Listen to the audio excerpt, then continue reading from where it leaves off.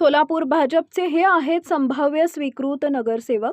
सोलापूर महापालिका स्वीकृत नगरसेवकांची निवड प्रक्रिया शुक्रवार 20 फेब्रुवारी रोजी सर्वसाधारण सभेत पार पडणार आहे. याकडे संपूर्ण सोलापूर शहराचं लक्ष लागलंय. भारतीय जनता पार्टीच्या वाट्याला येणाऱ्या 9 स्वीकृत नगरसेवक कोण अशी चर्चा सध्या रंगली आहे.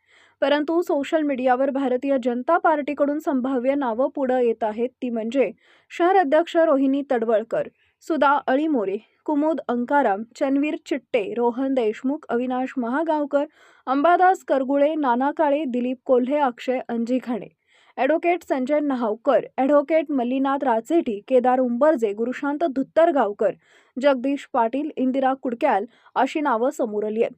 पालकमंत्री जयकुमार गोरे, आमदार सचिन कल्याण शेट्टी, आमदार देवेंद्र कोटे हे नेतेच निवड फायनल करणार आहेत. पहिल्यांदा 10 नगरसेवकांच्या पाठीमागे एक सदस्य असल्यानं भारतीय जनता पार्टीकडून 9 नगरसेवक सभागृहात जाणार आहेत. त्यामुळे चुरस निर्माण झाली आहे.